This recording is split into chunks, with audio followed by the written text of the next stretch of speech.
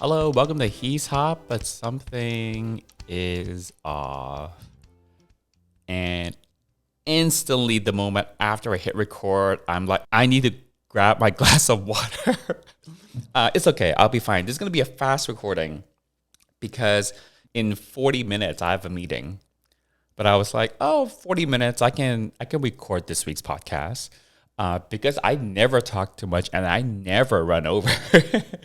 Anyways, happy Thursday to all of you. As you're listening to this, I will probably be in my car driving from Los Angeles to Las Vegas for EDC. I talked a little bit more about EDC and how it compares to, how a music festival compares to a circuit party, compares to a gay cruise. On this week's episode of the Gay Cruise and Travel podcast, which was released this past Monday. Go free to check it out if you have time to kill or you have trouble falling asleep.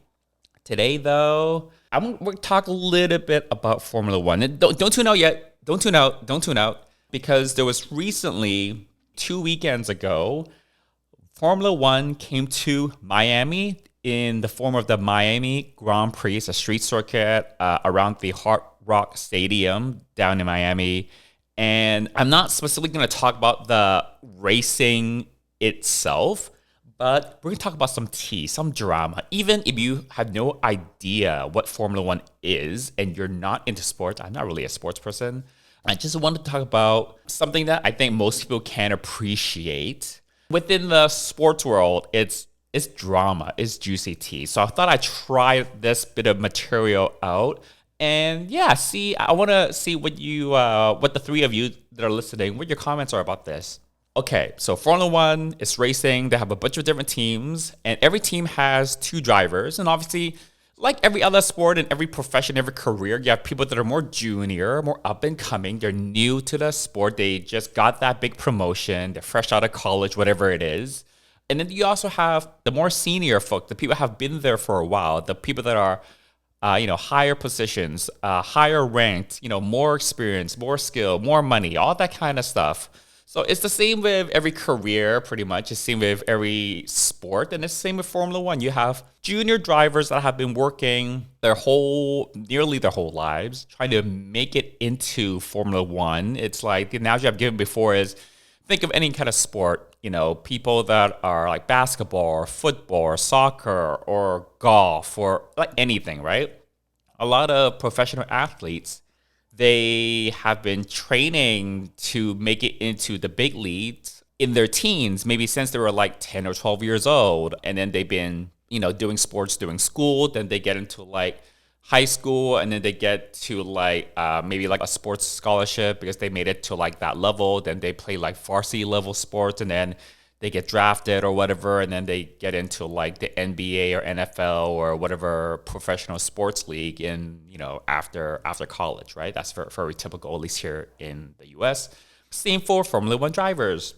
A lot they start in go-karts when they're like 6 or 8. They start really young. Some of them, a lot of them, they start just doing go-kart racing when they're not even in their teens yet, and then they keep doing racing and progress to like bigger and faster cars. And then a lot of new rookie Formula One drivers, they are 18 to like 21, 22. Like the youngest drivers that make it into Formula One to debut in Formula One is 18. So we do have someone who's 18 on the grid right now. His name is Kimi Antonelli. It's his first season in Formula One. And we also have some other rookies as well. Another one of these rookies, his name is Jack Doohan.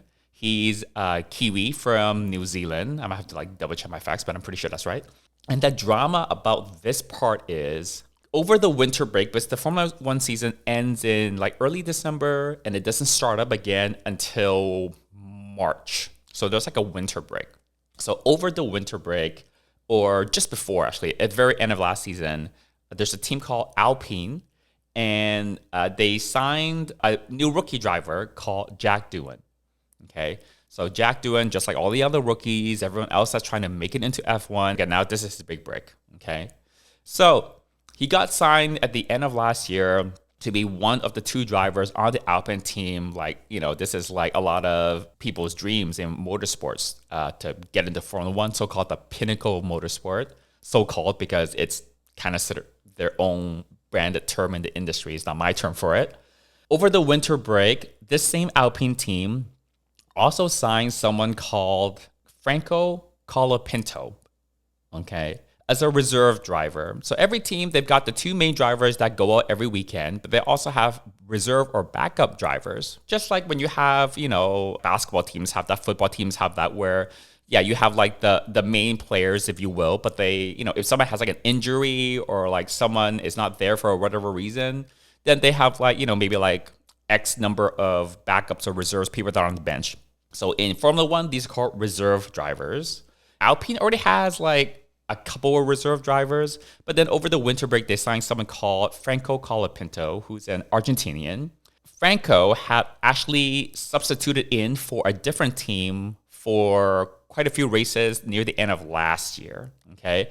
And he's proven to be like a promising young talent. Franco Colapinto, also a rookie, trying to get a permanent seat in Formula One, but doesn't have one. But, near the end of last year, for like, I don't know how many races, like 6 or 7 races, something like that, a different team that he was a reserve driver for, he had, it was a mixed performance. He scored some points, but he also had some adventures, and adventures in Formula One means crashes, which is not good to see.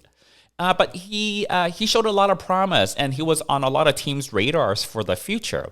Alpine was one of those teams, and decided to sign Franco Colapinto, who's done a few races by now, as a reserve driver. Now, we all thought this was weird because he was signed for a reserve driver for 5 years.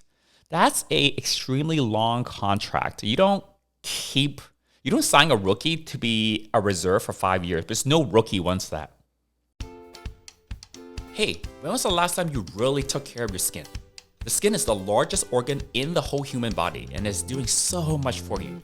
It protects you from germs and cooties. It keeps you warm when you're cold. It keeps you cool when you're hot. It's making vitamin D. It gives you the gift of touch and sensation. And that's just scratching the surface, so you better take care of it. I started my own skincare company, Serve Labs, to serve fun and functional skincare for everyone, so that you can serve fun while serving face. Go to servelabs.co, servelabs.co, or follow us at Serve Labs on Instagram, Facebook, or Twitter, and discover how easy and fun it is to treat your skin right with Serve Labs. There's some more senior drivers that maybe they're a bit closer to retirement age, where, for lack of a better term, they're kind of past their peak, but they still have a lot to offer. So, one of those more senior drivers who's like past the peak and maybe looking at retirement in the not too distant future, it makes a little more sense for them to maybe be a reserve driver, because being a reserve driver doesn't mean that you're just sitting on the bench the whole time. You do other things for the team. You do testing for the team. You do simulator work for the team. You give the team feedback. There's a lot of ways that reserve drivers can contribute, but when you are a reserve driver that is like very experienced, have done like 8 or 10 years of racing, that have done hundreds of races, then your experience is a lot more valuable in a reserve driver role for a team, because you can do all these things for the team kind of behind the scenes when, off the track. But to do a rookie as a reserve driver, they don't have that bunch of experience and not as much skill to provide in that reserve driver role. And you would never sign, you just wouldn't sign a rookie for 5 years as a reserve driver. And because of all the potential and promise that he showed in the few races that he did at the end of last year, the rumors were all about, Alpine wants to get Franco Colapinto in, not really to keep him on for 5 years as a reserve driver, but basically to try to secure him to be one of the permanent drivers, not a reserve, in 2026. It's kind of sort of like a little musical chairs with the drivers. It's kind of like you have to snap up drivers wherever you can. If you think that you want them, you can't wait till the last minute, but someone else is going to snap them up, okay? It's competitive, the driver market. But, from a rookie's point of view, they want to drive. They want to have a permanent seat. They don't want to just be there for a reserve for 5 years. So all the speculation was on Jack Doohan's seat. He hasn't even started yet. He only was just confirmed as one of the 2 permanent drivers. And now there's this younger, hotter, whatever guy I talk about. There's always like a younger, hotter, sexier person around the block, right? Always. And this was kind of like, from Jack Doohan's point of view, there's a younger, hotter, sexier driver on the team now. And there's so many rumors in the media. Jack was always constantly getting asked by the media like, the team just signed Franco Colapinto. Are you threatened by him? Like, do you think he's going to take your seat? What is it going to take for you to keep your seat so that it's not given to Franco Colapinto? Imagine you just signed for the team to be a permanent driver for the upcoming season. It's exciting. And the only thing people ask you about is, when are you going to get sacked? We're now 7 races into the season. This season has 24 races. After Miami, that was the 7th race this season. And right after Miami was done, Jack got sacked. And guess who is replacing him? It's Franco Colapinto. So 6 or 7 races is not a lot of time to prove yourself in Formula One. There's a lot of debate among fans as to, 6 or 7 races is like not long enough. Jack was put in this compromised position because Alpine, the team, decided to hire Franco Colapinto, who basically has like a voodoo doll of Jack, and it's just working at every single race. And it's just like standing there behind Jack in the garage every race weekend, just waiting for him to like crash or bomb out to like free up the seat. And then there's other people that have said, well, Jack was one of the worst performing rookies this year on the grid. There are 5 rookies on the grid this year that has a permanent seat. The other people are saying, Jack didn't do enough to keep his seat. He didn't show very good performance. He's one of the worst performing rookies so far this year. Look at some of the other rookies that have like way outperformed him. He crashes too much. He wasn't scoring points, being outperformed by his teammate, so on and so forth. All this kind of stuff. That in itself is kind of sort of juicy, but it's fairly rare. In more recent years, it's a little bit less uncommon to see drivers being replaced in the middle of the season. But it used to be that not too long ago in Formula One's history that it'd be rare to swap a driver in the middle of the season. But that's a slightly other can of Formula One worms we're not going to get into today. So that in itself is pretty big news. And the other thing with Franco Colapinto is there's a lot of Argentinian money or Latin America money. It's Argentina or Latin America? If it is, that part will make the edit. If not, it's not going to make the edit. But he brings a lot of sponsorship money with him. And there was actually a big company that actually signed with Alpine during the winter break because Franco Colapinto had signed on as a reserve driver with that team. So he brings money.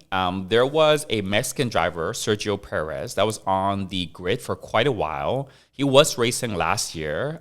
He got sacked over the winter break for for someone else. That's a whole other set of drama.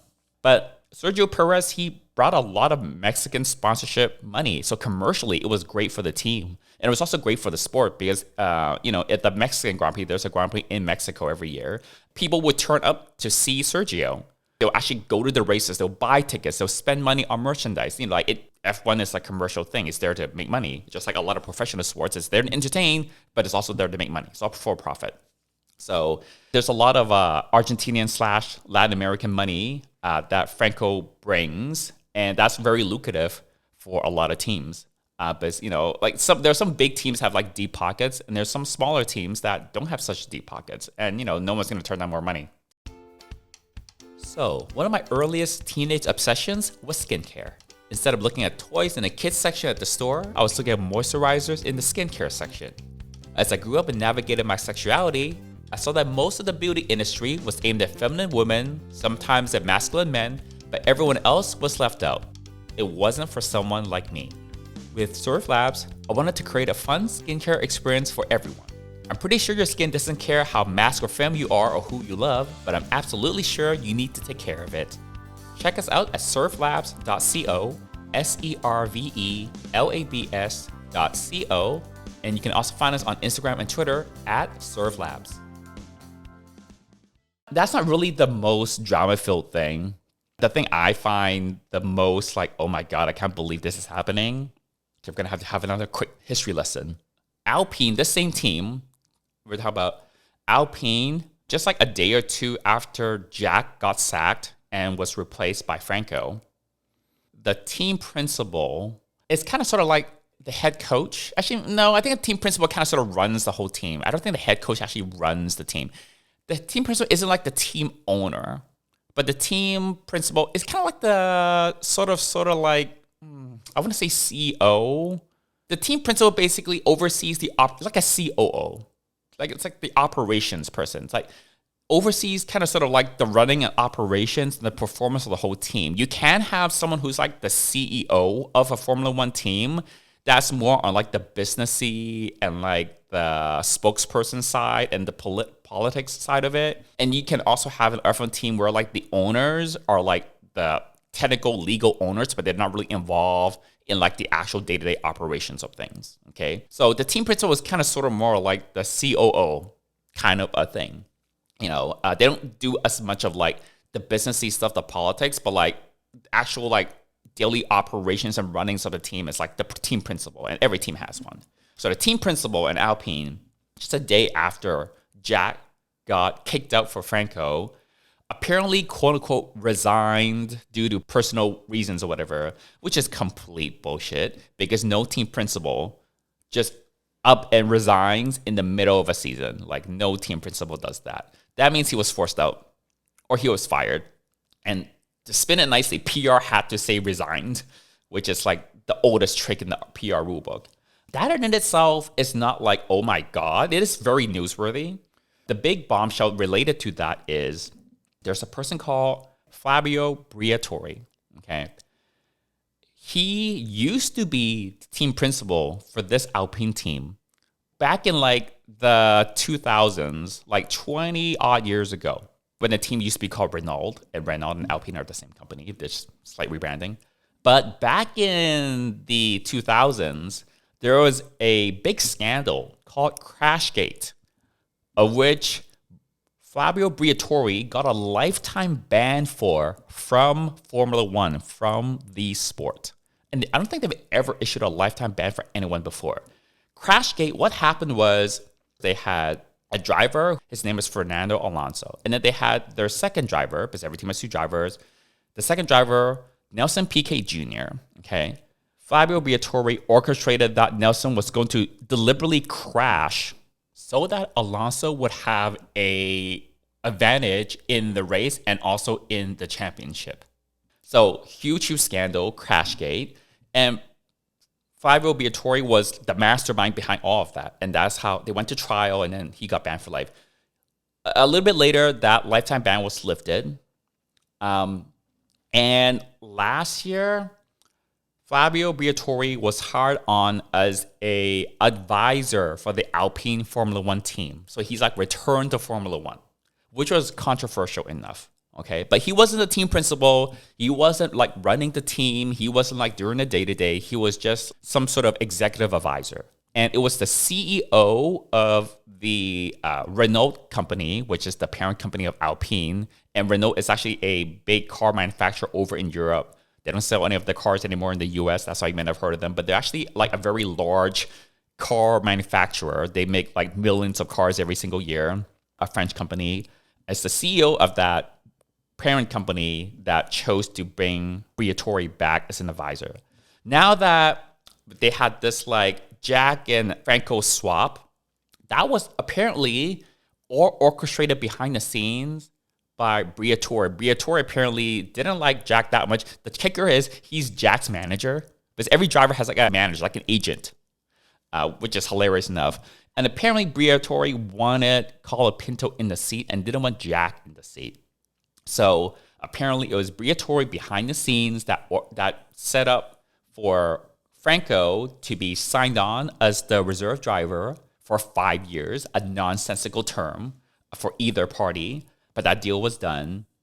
And it's basically his fault indirectly that Jack Doohan got all these rumors, all these questions about how long you're going to last for the team. When, like, are you afraid that Franco Jalapeno is going to replace you? Like, all that kind of stuff. So that's already giving Jack not a great environment to start from. Starting Formula One for the first time is already high pressure enough. And then with this team principal of Alpine, quote unquote, resigning, it's pretty clear. It's all but explicitly written out and announced out loud on a microphone that Briatore effectively forced out the team principal. The final kicker here is, I said before, Briatore is a executive advisor and not involved with the operations of the team. Well, when the news broke that the team principal had quote unquote resigned, it was also announced by the PR team that Briatore would take over the team principal's duties, the departed